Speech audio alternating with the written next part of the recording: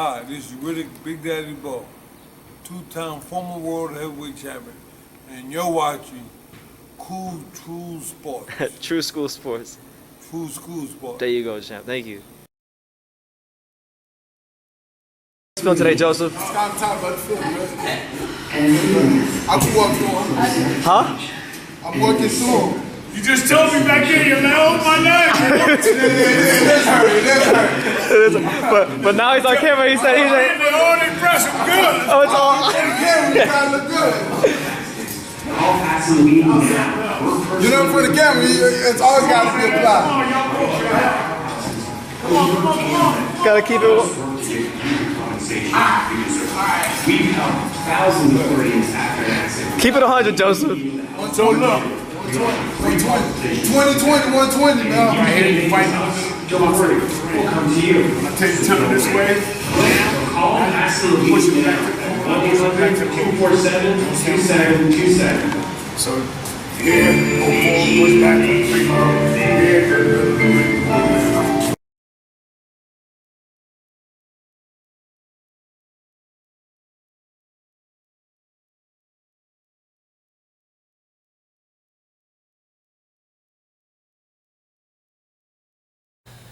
Hey, what's going on? It's your boy BT. We came here to talk some boxing, and this is a bit of it's a bit of breaking news. If you guys have been following my posts, it won't be breaking news to you, but it's breaking news to everybody else out there. We come to report a bit of sad news. Our good friend, Coach Jaamel Eaddy, he's passed away suddenly. You know, for those of you that don't know Coach Mel, he was a staple here in the South Florida boxing community. You know, he trained a lot of fighters out of Stacey McKinley's gym. He worked with guys like Trevor Bryan and Amir Imam and built them up from kids as amateurs to the men they are today in the pros. And he was always a guy that put people second and himself first. And we had the honor and privilege of getting to know Coach Mel, so we wanted to just talk about him and just give our minor thoughts here, because we're going to be doing a couple videos as the week progresses. But my dad knew him, and they got along. So Dad, just talk about Coach Mel. Coach Mel to me was like, anytime I got around him, we both have the same attitude. My son always told me, like, once you meet Coach Mel, you guys are crazy. You guys are gonna hit it off, and they just did. like that. And they did. And I was a lot like him. Rest in peace. He always put everybody first before himself, especially in boxing with all his fighters and everything. And he was a great amateur boxing coach, so we do all respect to that. And as I got to meet Coach Mel, he always called me Pops. Pops, you okay? Pops, do it this way. I'll take care of this. I'll clean up with this. I'll this and that. But we always joked around. We talked a lot about the Wilder because he's a big Wilder fan, and we go back and forth. But what I liked about him is his enthusiasm for the sport of boxing, his motivation with his fighters, and he kept it real all the way through, even to the last time that we seen him last week. And it's just crazy that how life is and how it's taken away from you so far. I mean, we joked around about we talked about boxing, we laughed, we even had Cuban coffee. He never had Cuban coffee before until last week. And he was like, hell no, this shit's, I don't know what it is. This is potent right here. I can't handle this. But that's what Stacey McKinley actually drinks, and he actually took a shot of it. Believe it or not, we bought him a little cup. He took a shot of it. He's like, oh shit! But he was laughing, we were tripping, and then we started talking about other fighters off camera, and we had fun. We had a good laugh, and he talked to Brendan about the other fights and everything, what he thought about some fighters. He talked about Amir Imam. He was telling him about how he was, how he is, and this and that. So we had a really good vibe, and just to see, I mean, he's so as healthy as he was, and how everything was, and how sad it was, how it was taken away from us, and it's kind of shocking, and it's still shocking to me. And I work at a place with this at the University of Miami. Yeah, There's cancer patients and stuff, cancer right? patients with radiation and chemotherapy. One of the guys had a thing that said F cancer, and let me tell you, I actually related to him, and I let him know that he's still blessed because he's still here and he's still breathing. We had a great friend in Mel, Coach Mel, that would look healthy and everything. You would have never thought. You would have never thought that he'd be gone as we speak today. So I actually had a great relationship with him for the little time that I had. And those little times I had, it actually affected me. I drove my wife crazy for almost 24 hours in the bedroom constantly talking about why is Coach Mel gone, and it's funny. I didn't know him as well as Brandon knew him with Stacy McKinley, but I knew him enough to build that respect and admiration to have for him. So rest in peace, Coach Mel. I will always have your back, and hopefully you don't have looking down on us. Absolutely, and yeah, I always said when you because for those of you Crazy. for those of you who have been following my channel for years, you may know that my dad wasn't around for a while. He was up north, living in New Hampshire, and I was by myself, just kind of living on my own with my boy Paul here in South Florida. And I always told him before we met Coach, I was like, you gotta meet him, Dad. Once you meet him, you guys are gonna be like two peas in the pod. Like peanut butter. And they were. He asked me to do something. I didn't have no problem with it. He gave you workout tips. Yeah, he actually gave me, man. He had me working out like I was 18 years old, man. But you know what? He says, "Pops, do it this way." He always called me Pops. Pops. I mean, even now when we spilled a little Cuban coffee last week, he was like, "I got it, Pops. I got a trash over there. I cleaned this up for you. I gotta go to an amateur event, but I got it." But it's funny how life is. You have to cherish those moments, and live and laugh. And enjoy the moment because you don't know if it's going to be taken away from you. And he really affected my life in so many ways for the short time that I met him. There you go. It's true words spoken by Pops. Now, just to give say my words about Coach Mel. I met Coach Mel. I'm 25 now. I just turned 25. I met Mel when I was 20. Wow. And I met Mel Coach Mel was one of the first people I met in boxing. Right. I met him in September 2015. Right. The first day I ever went to the Heavyweight Factory to cover Shannon Briggs' upcoming fight. I went to his media workout and Coach Mel was there. Now, I was a bit shy back then. I wasn't as talkative and outgoing as I am now. Because when you're younger, you're a bit more, well, some people are more reserved. You're more in your shell. Yeah. I've come out of it now a lot, but back then I was in it. And the thing about Coach Mel's personality, he made you comfortable. Yes. And you had no choice either to laugh at his jokes, laugh about boxing, like he would make fun of his fighters and everything while they're actually training. Yeah. But you would laugh at him and he would get you engaged in a conversation. Absolutely. So I met Coach Mel, and he saw me sitting near one of the benches in the gym, and he's like, "Yo, man, what's your name?" And I said, "My name is Brendan." He's like, "All right, well, nice to meet you, Brandon. I'm Jaamel, but they call me Coach Mel." Yeah. And from then on, I'd see him around, and as the years went on, and the more I went to the gym, the more he saw me on my grind, the more we got closer. I interviewed him a couple times on the channel. And his respect for me grew as my respect grew for him. And one thing that I've come to find out, because since he passed away, I've done more research on him, and I've learned things that maybe I didn't know when he was alive. Because it's funny, right? He was a humble guy. He didn't really talk about himself. Like he didn't say, "Oh, I did this, I did that." He just he was just Coach Mel. Just carry on. He just wanted to be Coach Mel. Right. But I come to find, I knew he was a good amateur, but he had a 118 and 17 amateur record. Jesus. When we talk about Coach Mel as a fighter, he won 5 regional Golden Gloves fighting in out of Albany, New York. When he was a pro, he'll tell you himself. When he was alive, he told me himself when he was alive. When he was a pro, he wasn't really focused and dedicated, and his record wasn't that good as a pro. Yeah. But his legacy will be as a teacher and a trainer. And I can remember one instant, he was telling one of the guys, because one of the guys in the gym, and he wanted to be an aspiring boxer, and he was just doing part-time basis. And Coach Mel came out and said, "No, you're not going to be nothing part-time. You got to do it full-time." Facts. I've been trying to tell you this for so long.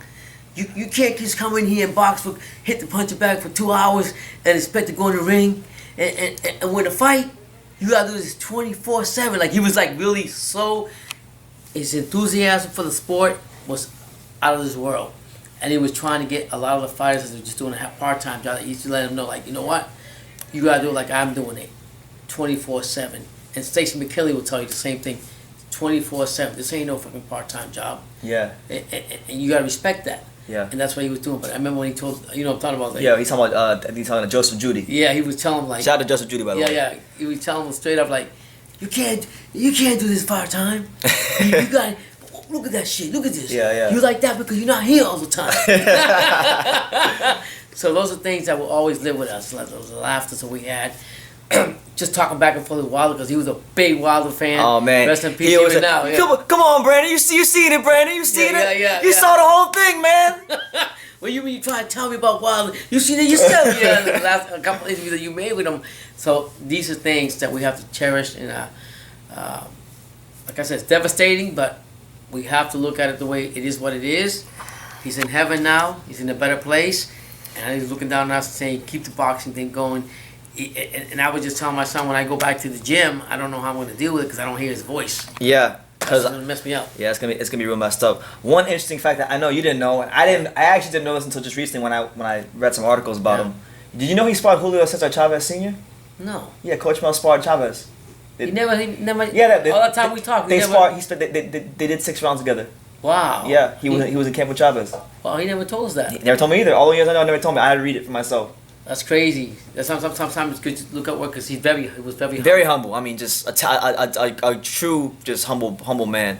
Now he's got a couple fighters that are active right now in boxing. You know, Amir Young Master Imam, who just came off a tough loss to Javier Molina. Right. And Trevor the Dream Bryant, who right now is currently the interim WBA heavyweight champion, who's about, I think, 20-0. Has a fight with Manuel Char that's supposed to be coming up soon. These two are probably the two most notable names this guy had his fingerprints on. He took these two, both of them coming out of the Albany, New York area, raised them up from jits as amateurs. And it's funny that verbatim he's saying that because when we were just talking just recently when he was telling you that about Amir Mom giving respects to him and saying, yeah, I brought him up all the way from here, so I know him. There's nothing I can't tell you about him because he was actually... we were talking about the Amir Mom Javier Molina fight because Amir lost recently. From the time that Amir came out from on the ring walk, he already knew something was right. Yeah, yeah. And he was just giving his intake on what he thought about it, how much money Amir Mom made from that, and how much he could have made over here, whatever the case was. But he was just telling you, once you know somebody like your son, you could tell his demeanor before he even goes in the ring, and that's how he felt about Amir Mom and Trevor Bryant. So I think Trevor Bryant is probably another video, but I think this wasn't the right thing to do. But to him to go back to heaven, I'm glad he's there. But I think this will be a motivational fight for Trevor Bryant, and I think Trevor Bryant's going to bring the best out of him because he knows he's got to do it for Coach Mel. Absolutely, yeah. So Trevor Bryant, Amir Mom, and any amateur fighter that's going to turn pro soon that was trained under Coach Mel, it's up to all you guys. It's up to all you guys out there in the world to, when you get in the boxing ring, every time you go in that ring, you're not just fighting for yourself anymore. You're fighting for the legacy of Coach Mel and to keep that name alive. And you know what? Here on True School Sports, I'm going to do my small part to keep the name of Coach Mel alive. We won't let it die. And if you guys are wondering, like for those of you who are not from the South Florida area, and you're wondering, or Albany, New York, and you're wondering, why are these guys talking about this coach we never heard of, or as some people might see him as the Deontay Wilder, delusional Deontay Wilder fan, because a lot of times our videos were on that. Listen, the reason we're talking about Coach Mel is because my dad loves the sport of boxing, I love the sport of boxing, and people like Coach Mel are the lifeblood of the sport of boxing. Without people like him volunteering their time as amateur coaches in the gym and local programs, putting their time into these kids, putting themselves second so the kids can be first, the sport would cease to exist. So that's why we're paying our proper respects to Coach Mel. And like I said, for me, it speaks a lot of volumes that when you meet somebody for a short time and it's impacted your life the way it did, which he did to me, I didn't realize at the time. But now, as I reflect on it, and I was 24 hours, I was just kept saying to myself, why? And I didn't think that he was going to have that much, like you knew more than I did, but he really impacted me in so many ways, like you said, because we got so much in common. We had the crazy city attitude that we had.